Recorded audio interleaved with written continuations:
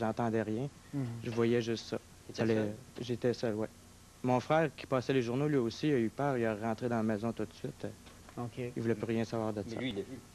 Oui, il l'a vu. Ah bon, tu n'étais pas seul. Non, ben OK, non. Vous n'êtes pas seul à l'avoir vu. Il y a Marie-Claude aussi. Oui. Toi, tu l'as vu de quelle façon? Comment ça s'est présenté? Bien, moi, à l'époque, j'étudiais au cégep. Puis il était 5h59 quand j'ai entendu un bruit assez assourdissant. J'associe beaucoup le bruit à une surcharge électrique. Puis quand tu dors à 5h59, je me rouvre les yeux, ma chambre est éclairée de la même lumière que Jean-François parle de ce bleu-là. Et puis ce qui est étonnant, c'est qu'il fait vraiment noir habituellement. Et puis ce qui est venu dans ma tête, c'est vraiment ma maison est en feu. D'après le bruit que j'entendais, j'ai dit, on va y passer, il y a quelque chose qui se passe. Donc, tu allais réveiller les autres membres de ta famille? Bien, j'avais le choix soit d'aller réveiller tout le monde, mais je suis curieuse. Fait que ce que j'ai fait, j'ai tassé les rideaux puis j'ai regardé à l'extérieur. Puis ma fenêtre tombe sur un boisé. Ouais. Et puis tout le bois, il était vraiment éclairé de cette même lumière encore. On voyait tous les petits détails dans le bois. Et puis au-dessus des fils électriques, je pourrais dire peut-être un pied au-dessus, je pouvais voir certaines flammes. Couleur peut-être jaune-orangé, mais c'était vraiment pas sur les fils, c'était au-dessus des fils, comme s'il y avait une énergie en quelque part qui passait.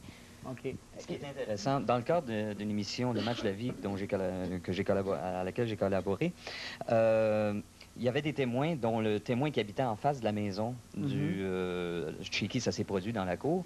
Et ce bonhomme-là a expliqué d'une façon super intéressante, c'était drôle d'ailleurs. Il dit, je pensais qu'il y avait un gros 4x4 dans la cour, avec des gros... Mais il dit, j'ai vu cette affaire-là lever au-dessus de la maison. Et c'est pas un 4x4. Ça, c'est des témoignages qui parlent. Excuse-moi, moi, qu'est-ce que j'ai vu? C'est pas 4 lumières ou 5 lumières, une à côté de l'autre.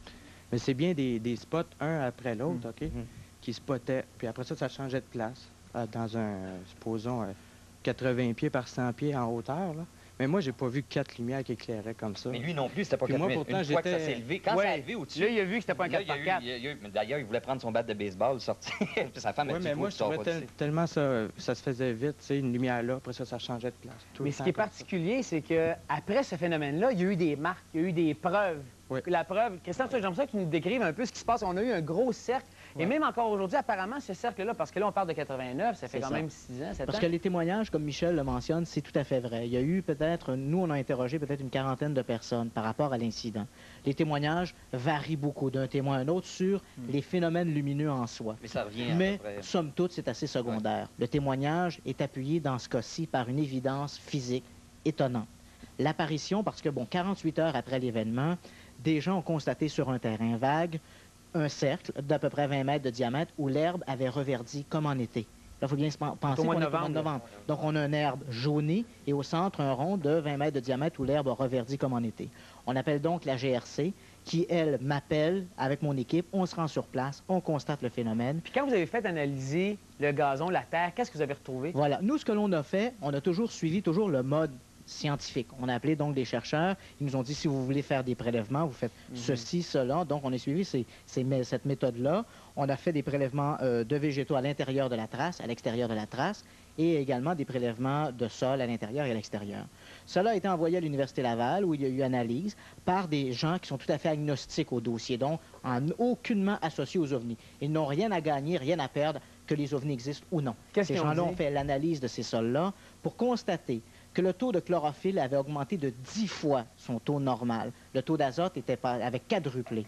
Et cela, de l'avis de tous les experts agronomes consultés, aucun phénomène naturel ou artificiel ne peut reproduire un événement semblable. Le même cas similaire s'est produit en France, à Trans-en-Provence, et il y a eu aussi l'analyse scientifique, et ils en sont venus aux mêmes conclusions. Alors, on a 2 cas ici. Bien, là, évidemment, vas-y, Elsa, c'est parce qu'on a des sceptiques. Parce qu'il y a des témoignages, mais il y a des témoignages à ça aussi, à Trans-en-Provence aussi. Oui. Il y a un bonhomme qui... Je voudrais simplement dire avant que dans ce cas-là, certes, on ne peut pas dire qu'il s'agit d'un vaisseau spatial extraterrestre qui s'est posé. Comprends? On a une limite. La science nous donne des limites. On ne peut pas faire cette prétention-là. Il y avait des lumières pareilles. Mais on est très certainement... La science nous donne des limites, je comprends pas. Parce qu'on peut tirer à boulet rouge sur la science, mais si on sort de la science, on se met à faire de l'occultisme, on laisse la porte ouverte à n'importe quelle croyance. Et là, il faut séparer le domaine de la croyance de la recherche. Dans ce cas-là, on ne peut pas dire qu'un vaisseau spatial s'est posé, mais on est face à une anomalie qui, encore aujourd'hui, reste inexplicable. OK. Et là, on a des questions en studio. Malgré vos explications, c'est pas clair. Vas-y, Elsa. Comment tu fais pour te souvenir de l'heure exacte à quelle c'est arrivé, tu sais. Est-ce que je me levais à cette heure-là, moi, pour passer les journées? Ben, 58, tu te souviens de 5 h, 58? Moi, parce qu'habituellement, je me levais à 6 heures, j'étudiais au cégep à cette époque-là. Mon cadran sonne à 6 heures. Le bruit me fait réveiller. J'ai ouvert mes yeux, j'ai regardé l'heure, c'était bleu, c'est 5h59. Ouais. C'est une heure. Quand tu passes quand tu vis un phénomène comme ça, c'est quelque chose que 5h59 va rester marqué dans ma mémoire. C'est quelque chose qui a fait que il s'est passé quelque chose. Mais justement, on va préciser, est-ce que vous y croyez avant ça que ça arrive, ça, aux extraterrestres, aux apparitions? Pour ma part, là, moi, au départ, je ne croyais pas du tout. Sauf que le cas de Sainte-Marie-de-Mont-Noir a fait... ça m'a touchée, puis ça a complètement changé ma vision des faits. Écoute, il y a une preuve, le cercle, que ce soit quoi que ce soit, ils ont fait des tests, ils ont fait des analyses de sol, comme Christian le mentionnait. Humainement, ils disent que c'est pratiquement impossible de parvenir à ce résultat de chlorophylle et tout ça dedans le cercle. Okay. C'est convaincant pour moi. Juste avant la on avait demandé à François aussi, ton expérience qui a été assez marquante. Toi, aujourd'hui, après ça, là, y crois-tu? Ben, je vois. Pourquoi tu dis ça? Ben, disons, quand tu vois ça, j'ai pas vraiment de preuves tangibles, j'ai pas de photos. Sauf que j'ai vécu, on était 4 témoins, on a vu un objet non identifié qui a arrêté juste en avant de nous. Après ça, on a vu des êtres qui se camouflaient dans un champ de maïs. Moi, je n'ai vu un qu'on s'est vraiment regardé tous les deux. Fait que, François, c'est comme Suzanne, ils ont été témoins d'une situation où eux, c'est leur expérience. Ouais. Leur expérience mêlée à des éléments comme ça, bien là, il faut que tu commences à mettre les morceaux ensemble. Mais si je dis ça, c'est parce que moi, j'ai entendu dire... C'est quand même pas ça. Oui, mais regarde, c'est parce que si je dis ça, c'est parce que j'ai entendu dire que Jean-François, lui, il est encore pas trop sûr d'y croire. Il a le droit. Oui, mais c'est ça. Il a raison de se questionner. Je suis un peu sceptique encore. Disons qu'avant, j'y croyais pas pantoute. quand Maintenant, ben j'ai... Oui, vas-y. Quand j'ai vu l'extraterrestre sur le coup, je pouvais pas y croire. C'est une chose, écoute, là, ça sort de l'ordinaire. Fait que moi, j'ai présumé, quand on est rentré dans la maison tout après, j'ai présumé, j'ai dit, écoute, s'il marche, il laisse des traces. S'il laisse des traces, c'est que c'est vrai, j'ai pas halluciné, j'ai pas exagéré mon... J'avais 13 ans. Est-ce que tu prenais des substances? Non, non, vraiment alors, pas. tu étais vraiment... Ouais, non, ouais. mais c'est parce que vous étiez quatre, hein? C'est ça. Puis Mais les même si j'aurais traces... pris des substances, ça n'enlève pas les peuvent te traces. faire voir des choses, là, mais... Mais les traces, c'est ça, ça enlève pas les traces, comme il dit. Puis les traces, vous les avez faites analyser? Ils n'ont pas été capables d'analyser les traces parce qu'ils ont essayé de prendre des moules, puis c'était pas assez... je pense que c'était comme du sable fin. Ils n'ont pas été capables de faire des moules de ça. Même les photos, ça sortait pratiquement pas. Mais rapidement, je veux que tu me dises quelque chose, François. Tantôt, tu as dit que les médias ne vous avaient pas aidé. Pourquoi? Disons qu'on a été interviewés, on a vu toutes sortes de monde pratiquement pendant 50 ans. On a eu, disons que mon père il nous a fait passer dans la presse première page. Puis c'est là que tout a parti. Après ça, on a eu des clubs ésotériques, on a eu des religions. Le bon Dieu est arrivé en soucoupe volante. C'est des intraterrestres, c'est des monstres.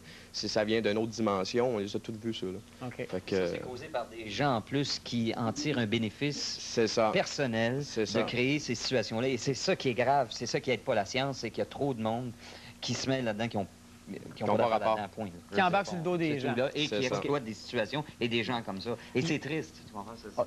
On va faire une pause. Merci, François, de ton récit. Moi, je veux qu'on revienne. Tout à l'heure, au début de l'émission, on avait parlé à Suzanne, qui dit avoir été enlevée par des extraterrestres. Ça, on appellerait ça une rencontre du 4e type, je pense? C'est ça. 4e type. Tu vas pouvoir nous préciser du 1er au 6 type ou 10 type, il y en a plusieurs. Hein? Oui, absolument. Rencontre du 4e type avec Suzanne, tout de suite après la pause, elle a été enlevée par des extraterrestres. On écoute son récit tout de suite dans 2 minutes. Les extraterrestres, entre le rêve et la réalité. On a tous entendu parler du film Rencontre du 3e type. Mais justement, Christian voulait nous dire qu'il y avait plusieurs types, du 1er au 5e. OK, explique-nous les différences. Bon, le premier type, en fait, c'est l'observation d'un objet à moins de 50 mètres à peu près, ou 50 ou 100 mètres, de façon à ce qu'on puisse voir des détails sur l'objet. Si l'objet est plus loin que ça devient, si c'est de jour, un disque diurne, le soir, une lumière nocturne. Donc, on a le premier type, observation d'un objet à courte distance, on voit des détails. Rencontre du 2e type, observation de cet objet-là, mais avec trace sur l'environnement. Rencontre du 2e type. 3e type, observation d'un objet avec présence de créatures, d'humanoïdes. Ça, c'est le 3e type. Rencontre du 4e type, l'enlèvement. Et la rencontre du 5e type, ça, c'est une sorte de, je dirais, une catégorie fourre-tout. Mutilation animale, crop circle, les messages philosophiques. Ça, c'est la rencontre du 5e type. Dans le cas de Suzanne, il s'agit d'une rencontre du 4e type. L'enlèvement. Peux-tu nous raconter, toi, ce qui s'est passé? Oui. En quelle année?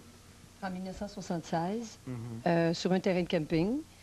Je voulais préciser aussi que je n'ai pas de gain monétaire dans ce que je vais vous dire, même que ça pourrait me nuire.